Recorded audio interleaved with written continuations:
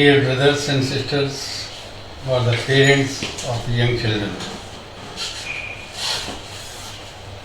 आज आप सब लोग सोशल मीडिया के माध्यम से ये जान चुके होंगे कि थर्ड वेव जो कोविड-19 की है उससे सबसे ज़्यादा इफेक्टेड बच्चे होंगे। ये एक प्रेडिक्शन है और प्रेडिक्शन जो है वो हमेशा सही नहीं हो सकते हैं, क्योंकि कोरोना में बहुत सारी अनप्रेडिक्टेबल डायमेंशंस हैं और कई बार हमने जो सोचा उससे अलग दिशा में, अलग लक्षणों वाला, अलग उपद्रव वाला, कॉम्प्लिकेशंस वाला कोरोना निकला। लेकिन फिर भी हमें इसको इग्नोर नहीं करना चाहिए और ये बिना डरे, बिना किसी पैनिक के हमें इसके विरुद्ध एक तैयारी आज से और अभी से शुरू करनी चाहिए। मैं जानता हूँ कि बच्चों में ये बीमारी होने के प्रेडिक्शन के पीछे कुछ बिंदु हैं जिनको आप खुद समझ सकते हैं कि बच्चे पिछले 1.5 साल से स्कूल नहीं गए हैं और उनका जो रूटीन स्कूल जाते समय था वो घर पे लगातार बैठे रहने से बिगड़ भी गया है। जो टाइमली वो खाना खाते थे, टाइमली खेलते कूदते थे, अपने दोस्तों के साथ में शेयर करते थे और बहुत सारा फिजिकल एक्सरसाइज करते थे, वो सब कम होती जा रही हैं और दिन भर बैठे रहने की वजह से उनके पास में खाने पीने के बहुत सारे ऑप्शंस हैं।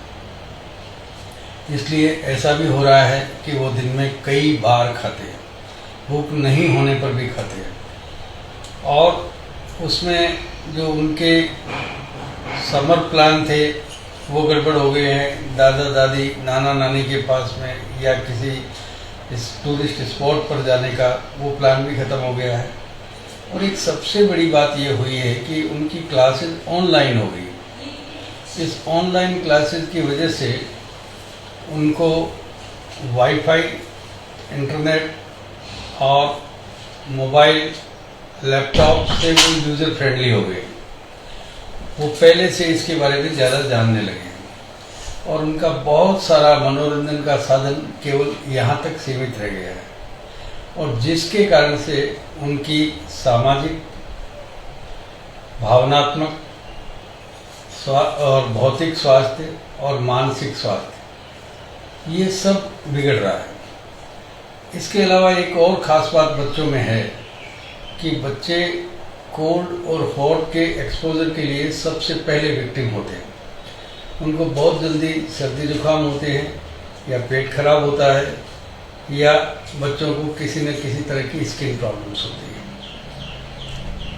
इसके अलावा एक और बात है जो ख़ास तौर से बच्चों में ही होती है कि वो कुछ बच्चे अभी डेवलपमेंट की फेज़ में पूरी तरह से उनके लंग्स डेवलप नहीं हुए हैं, वो कफ को स्प्लिट नहीं कर पाते हैं और खाने पीने के लिए वो बहुत सावधानियां नहीं रख पाते हैं।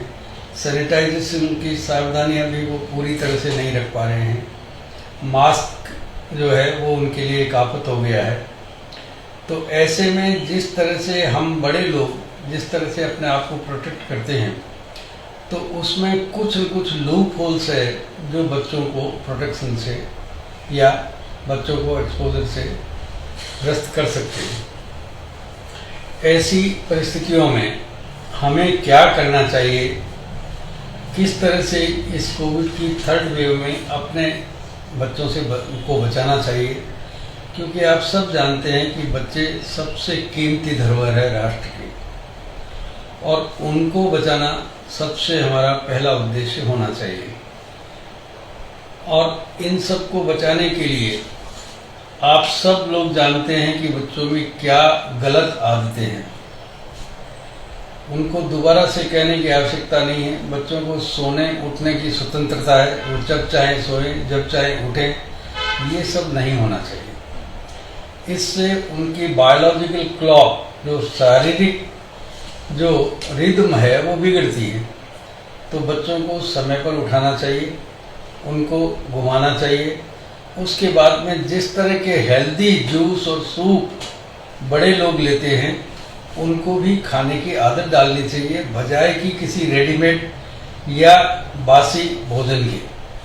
नाश्ते में बच्चों की पसंद हमेशा बदल जाती है और हम उसको एक तरह से बहुत उनके इंग्रेडिएंट्स का ध्यान रखे बिना और बच्चों के नुकसान होगा इसको ध्यान रखे बिना उनके स्वाद के हिसाब से बनाते हैं। तो उसका भी एक देसी मॉडल आप सबको मालूम है कि किस तरह से उनको बादाम, खसखस, अखरोट, मुनक्का, खजूर, पिंड खजूर या छुआरा, पीपल, ये सब उनके सुबह के नाश्ते में ज़रूर शामिल होना चाहिए। बच्चे ज़्यादातर सब्जियों के को छूते नहीं हैं और उनकी पसंद की बहुत सीमित सब्जियां हैं जो बहुत अच्छे ढंग से उनके स्वास्थ्य को नहीं बना पा रही हैं। तो बच्चों को भी बड़ों की तरह से जो हेल्दी वेजिटेबल्स हैं, जो सीजनल वेजिटेबल्स हैं, वो चाहे स्वाद में बहुत अच्छी नहीं हो, उनका प्रयोग ज़रूर करवाने की प्रैक्टिस करें और हो सके तो उनको प्रेशर के साथ में उनको प्रैक्टिस करवाएं। बच्चे दूध बहुत मुश्किल से पीते हैं या पीते हैं तो उसके साथ में उनको बहुत सारी उनकी शर्तें होती हैं। तो दूध पीने में बच्चों को ज़रूर ध्यान देना चाहिए। दूध भी अगर हल्दी का दूध, सौंठ का दूध, सौंफ का दूध, बच्चे की रुचि के अनुसार कम से कम देसी चीज़ें मिला करके, दालचीनी डाल करके या पीपल डाल करके दूध ज़रूर देना चाहिए। बच्चे बहुत जल्दी फ्रीज खोल करके कुछ न कुछ खाने की चीज़ें ढूंढते हैं और फ्रीज्ड आइटम इस बीमारी के लिए बहुत घातक है। बच्चों के लिए फ्रीज का उपयोग बिल्कुल निषिद्ध कर देना चाहिए। बच्चे ज़्यादातर अपना दिन फ्रूट्स पे गुजार सकते हैं, लेकिन फ्रूट्स भी अभी जो सीजनल फ्रूट्स हैं वो बहुत अच्छे नहीं हैं कोविड के लिए। तो फ्रूट्स की जगह उनको ड्राई फ्रूट्स देने चाहिए। अगर फ्रूट्स दें तो इस तरह के फ्रूट्स जो कम से कम ठंडे नहीं हों या गर्म पानी में थोड़ी देर के लिए रखे हों, तो उन फ्रूट्स को देना चाहिए। और जूस की जगह उनको सूप देना चाहिए और सूप में भी वो जिससे उनका रेस्पिरेशन, पेट और मेंटल हेल्थ, ये तीनों चीज़ें इम्प्रूव हों, इस तरह के सूप्स आप खुद कल्पना कर सकते हैं, इनको सबको दे सकते हैं। एक बात, कुछ प्रश्न भी आए हैं कि बच्चों को कोविड होता है तो उसके लक्षण क्या होते हैं। देखिए, कोविड, पहली बात यह है कि केवल 2% लोगों में कोविड की एक भयानकता है, उसके कॉम्प्लिकेशंस है। और ये बहुत सौभाग्य की बात है कि बच्चों में उन उपद्रवों की जो संभावना है वो और भी कम है। क्यों? कि बच्चे बहुत जल्दी किसी चीज़ को बाहर निकालने की, कोई पॉइजन चला गया है या कोई वायरस चला गया है तो बच्चों में तुरंत बुखार हो जाता है और बुखार होने के बाद में बच्चे उसमें अपने जो रूटीन डिस्टर्ब था उसको वापस मदर फादर के भरोसे छोड़ देते हैं।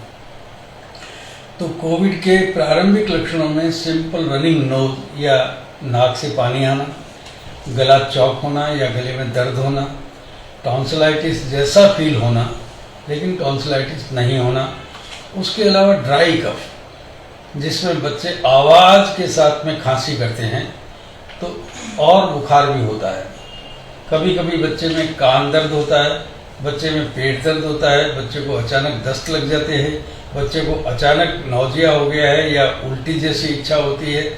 तो ये जो सारे लक्षण हैं इनको इग्नोर नहीं करना चाहिए और उनको बिल्कुल पहले दिन से उनका इलाज करना शुरू कर देना चाहिए। इलाज के तौर पर आपके पास में बहुत सारी घरेलू चीज़ें हैं, लेकिन फिर भी मैं आपको निवेदन करूंगा कि आप घर पे संजीवनी वटी, बहुत साधारण सी दवाई है जिसको रखें, जो पेट दर्द से लेकर के, बुखार से लेकर के, खांसी जुकाम सब पर काम करती है। एक एक गोली बच्चे को दिन में 3 बार दें। अगर बड़ा बच्चा है, 16 साल का बच्चा है, तो उसको 2 बार दें, 2 गोली 3 बार दें। और इसके अलावा यदि सनसमनीवटी जो गिलोय की घनवटी है, जिसको आप आजकल सब लोग जानते हैं, उनकी एक एक गोली शुरू कर देनी चाहिए। एक महासुदर्शन घनवटी आती है, वो भी एक एक गोली शुरू कर देनी चाहिए। और इसके अलावा बच्चों को कुछ काढ़े, चाहे वो घर में ही हैं, जो मुलेठी, अडूसा या वासा जिसको बोलते हैं, और जोशांदा का बना बनाया काढ़ा हमदर्द कंपनी का आता है, या और भी कई कंपनियां बनाती हैं, तो जोशांदा दे सकते हैं। बच्चों को ये भी नहीं हो तो दालचीनी, लौंग, जावित्री, जायफल और लौंग का काढ़ा जो है वो बना करके दे सकते हैं। उसमें तुलसी के पत्ते डाल सकते हैं। बच्चों को गर्म काढ़ा देने की आदत कम से कम सर्दी के मौसम में ज़रूर डाल देनी चाहिए, और दिन में 1-2 बार स्वस्थ हों तो भी ये काढ़ा ज़रूर देना चाहिए। और इसको किस तरह से टेस्टी बनाया जा सकता है, ये माँ बाप दाल में दे सकते हैं, इसको सब्जी में दे सकते हैं, इसको किसी भी तरीके से दूध में उबाल करके दे सकते हैं, इसको बॉर्नविटा के दूध के साथ में भी दे सकते हैं। अब जो बच्चा जिस ढंग से लेना चाहे उसके साथ में दे सकते हैं। एक बात और है कि बड़े जो 45 साल से ऊपर के लोग थे, उनको वैक्सीनेशन बहुत पहले से शुरू हो चुका है, और करीब 10 करोड़ लोग जो है वो वैक्सीनेटेड हो चुके हैं। 18 से 45 साल के लोगों को वैक्सीनेशन शुरू हो गया है, उनका रजिस्ट्रेशन शुरू हो गया है, उनमें भी रजिस्ट्रेशन।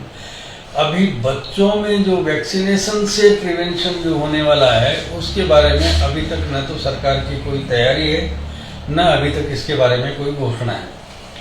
तो ऐसे में जब तक ये वैक्सीनेशन की कमी चल रही है, उस समय तक मुझे लग रहा है कि ये वैक्सीन बच्चों के लिए अवेलेबल नहीं होगा। इसलिए बच्चों को एक वैक्सीन की जगह मैं आपको एक बड़ा साधारण सा उपाय बताता हूँ। उसके लिए हम लोगों के पास में एक बहुत बड़ा क्लिनिकल डाटा है। पिछले 3 साल से हम ये काम कर रहे हैं। तो स्वर्ण प्राशन, 2 तरह का स्वर्ण प्राशन होता है। एक जो पुष्य नक्षत्र के दिन बच्चों की एज के हिसाब से स्वर्ण प्राशन दिया जाता है, केवल महीने में 1 दिन आता है। और एक जो स्वर्ण प्राशन डेली बेसिस पर डाइल्यूटेड डोज में डेली बेसिस पर 2 बूंद स्वर्ण प्राशन की सुबह सुबह खाली पेट दिया जाना चाहिए।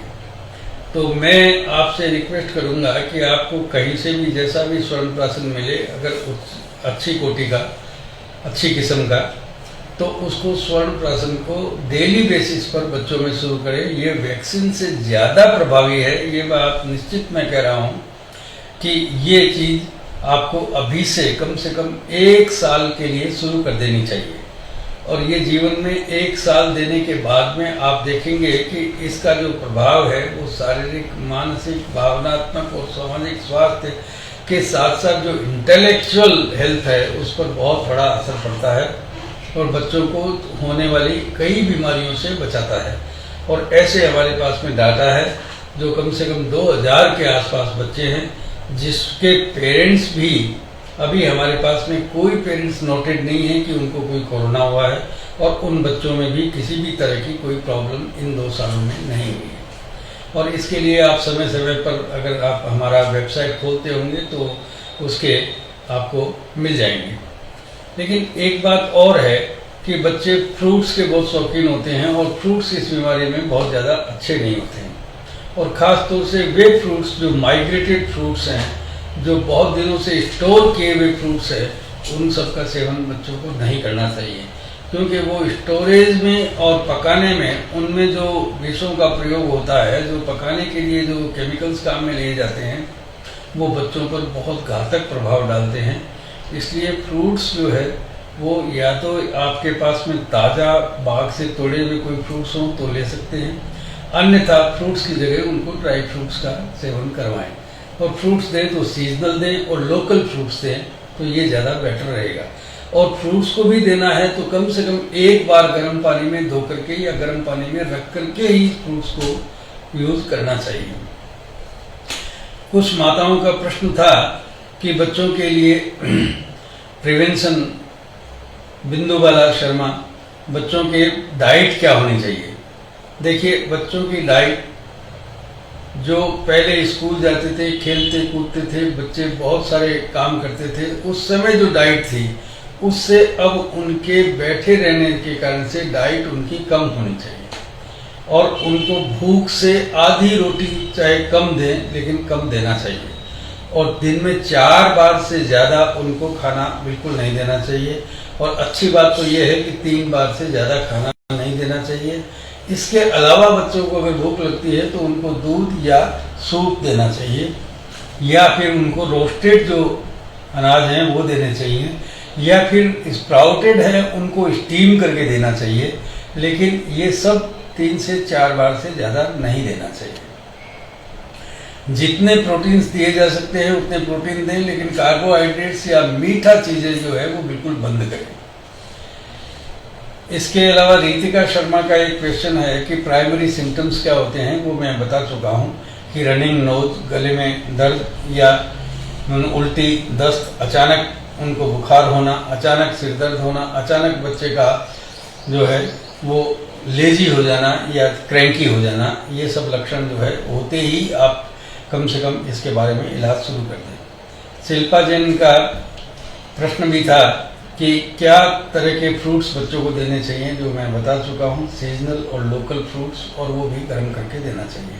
पूजा शर्मा का ये है प्रश्न कि क्या प्रिकॉशंस रखने चाहिए।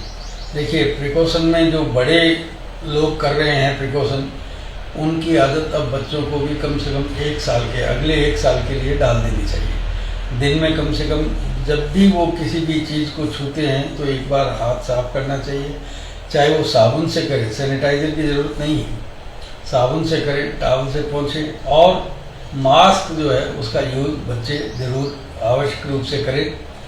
इसके अलावा बच्चों में नेजल ड्रॉप्स बहुत अच्छा प्रिवेंटिव मेजर है कि कोई भी तेल, ये नेजल ड्रॉप्स में बहुत सारे अल्कोहल बेस्ड नेजल ड्रॉप्स हैं, उनका कोई बहुत बड़ा प्रभाव नहीं होगा।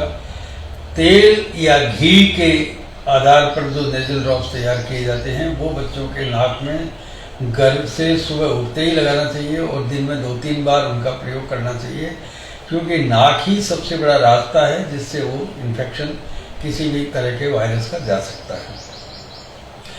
बच्चों को हो सकता है कि कभी आपको एक बार थोड़ा ज़्यादा कफ होने पर बड़ा सिंपल सा काम है कि उसको 1 गिलास पानी में थोड़ा सा नमक डाल करके, ज़्यादा कफ है तो उल्टी करवा देनी चाहिए, जिससे बच्चे का जो अपच है वो भी और कफ है वो भी निकल जाएगा।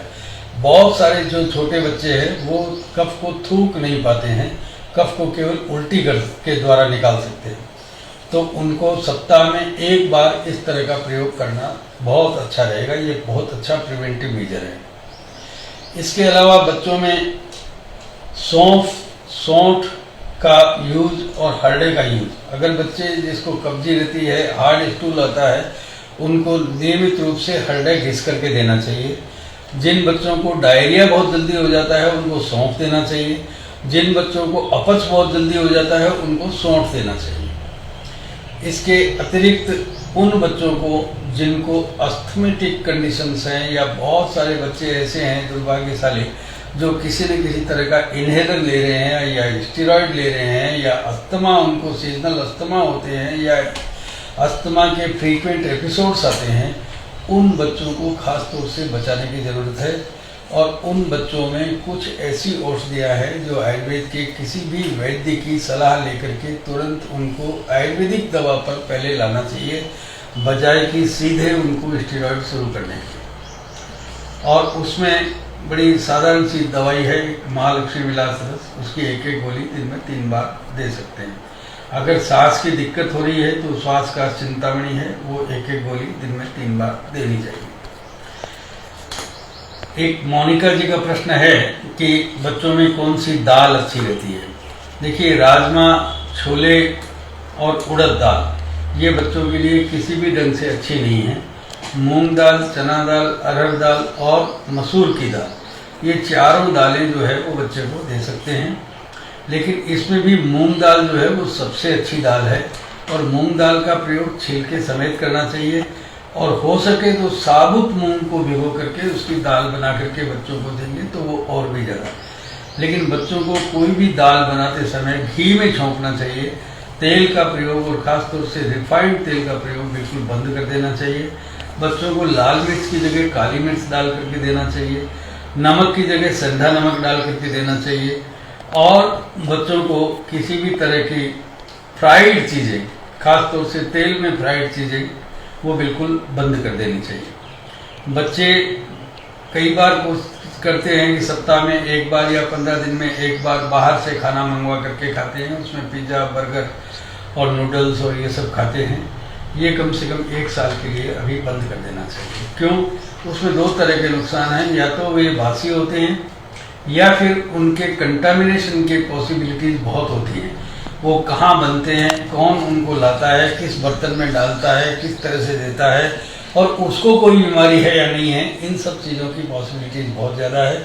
इसलिए आपको कम से कम बाहर से ये जो फूड्स आते हैं इनको सबको बंद कर देना चाहिए। ब्रेवरीज या बेकरी आइटम, उसमें भी वही प्रॉब्लम है, वो ज़्यादातर मैदे से बनी होती हैं और बहुत सारे उसमें प्रिजर्वेटिव मिले होते हैं और बहुत सारे टेस्ट इनहेंसर्स मिले होते हैं जो बच्चों को केमिकली बहुत नुकसान पहुंचाते हैं। तो इस तरह से बेकरी आइटम भी बंद कर देना चाहिए। बेकरी आइटम में चीनी की जगह बहुत सारे लोग सैक्रीन डालते हैं या बहुत सारे आर्टिफिशियल स्वीटनर डालते हैं, इसलिए वो भी बच्चों के लिए बहुत घातक है।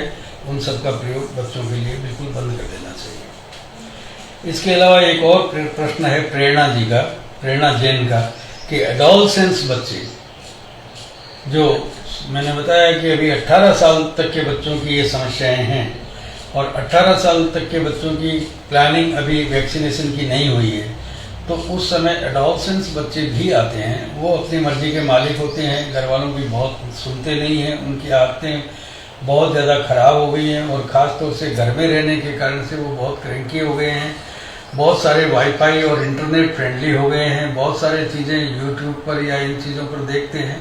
तो माँ बाप को एक अनुशासन रखना चाहिए और कम से कम दिन में 2 घंटे बच्चों के साथ में देखने वाला कोई कार्यक्रम हो टीवी पर तो वो दिखाना चाहिए, और बाकी चीज़ें केवल पढ़ते टाइम उनको इंटरनेट फैसिलिटी देनी चाहिए, पढ़ने के अलावा इंटरनेट फैसिलिटी उनको नहीं देनी चाहिए। और जब ये ले लेते हैं तो बच्चे और ज़्यादा क्रैंकी हो जाते हैं। तो ऐसे में बच्चों को फिर उस सनक को या उस जो ऑब्सेशन है उसको मिटाने के लिए बच्चे खा करके उसको पूरा करते हैं और ज़्यादातर बच्चे ओबेसिटी में जा रहे हैं। तो ऐसे में उन ओबेसिटी वाले बच्चों को खास तौर से दिन में 3 बार से ज़्यादा खाना नहीं देना चाहिए, खाना गर्म देना चाहिए और खाना माँ बाप की टेबल के साथ में बैठ करके खाने का व्यवस्था करनी चाहिए, बजाय कि वो बेड पर खाएं या अपने रीडिंग रूम में खाएं, ये व्यवस्था नहीं होनी चाहिए। लेकिन फिर भी बच्चे इस तरह की चीज़ें जिद करते हैं तो बच्चों के लिए ये माँओं का दायित्व है कि वो किस तरह की रेसिपी बाजरे के आटे की, गेहूं के आटे की या मिक्स आटे की कुछ मठरीज बना करके रखें, कुछ गुड़ में या चीनी में ही कुछ उनको मीठा बना करके रखें। तो ये जो आइटम है वो घी में बने हुए होने चाहिए और उसमें अजवाइन, जीरा, ये सब चीज़ें ज़रूर डाल करके रखें। तो बहुत सारी चीज़ें जो घर की बनी हुई चीज़ें हैं, घर की बनी हुई जो मिठाइयाँ हैं, घर की बनी हुई जो नमकीन है, रोस्टेड जितने भी आइटम्स आते हैं उनको बिल्कुल मामूली सा घी या तेल में तल करके या भून करके और उसमें टेस्टी बना करके बच्चों को देना चाहिए। दही और छाछ का प्रयोग इन दिनों में नहीं करना चाहिए और ख़ास तौर से कोरोना के लक्षण होने के तुरंत बाद में इनको बंद कर देना चाहिए। अन्यथा दिन के समय खाने के बीच में दही या छाछ देना चाहिए, तो उसमें भी जीरा और काली मिर्च और अजवाइन और कई पाउडर है, दालचीनी और गरम मसाले, वो पाउडर डाल करके देना चाहिए। अब बच्चे खुद ही इस तरह की चीज़ें ऑर्डर करके मंगवा लेते हैं, उस पर थोड़ा ध्यान देना चाहिए और ख़ास तौर से कहाँ से ला रहे हैं, कौन सा सोर्स है, उस सोर्स का भी पता लगाना चाहिए। अगर कोई सोर्स आपका बहुत रिलायबल सोर्स है तो वो कम से कम महीने में 1 बार उसकी परमिशन दे सकते हैं, इससे ज़्यादा उनको परमिशन नहीं देनी चाहिए और वो भी भर पेट खाने लायक परमिशन कभी नहीं देनी चाहिए। कम से कम वो घर का खाना खाने के बाद में फिर वो किसी आइटम को खाएं, ये ज़्यादा बेटर रहेगा। और बच्चों को कोरोना होने के बावजूद भी उसको पैनिक नहीं होना चाहिए। बहुत सारी कोरोना की अवस्थाएं, कम से कम मॉडरेट अवस्था तक कोरोना बहुत आसानी से घर पे इलाज से ठीक हो सकता है।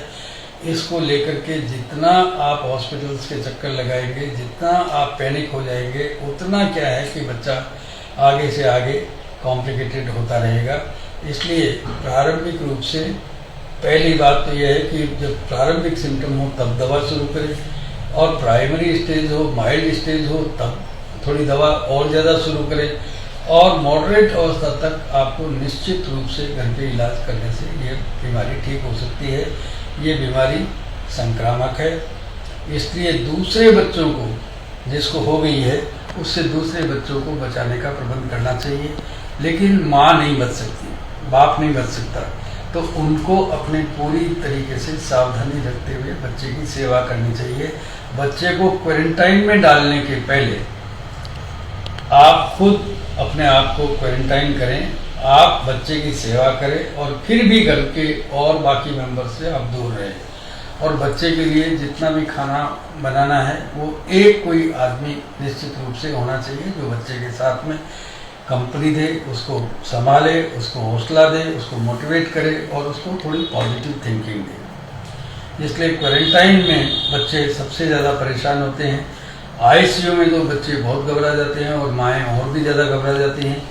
तो इसलिए उस कंडीशन में जाने से पहले आप इन सब चीज़ों का इलाज कर सकते हैं। मैं समझता हूँ कि आपके लिए अभी ये बहुत पहले बात हम दूरदृष्टि से कह रहे हैं।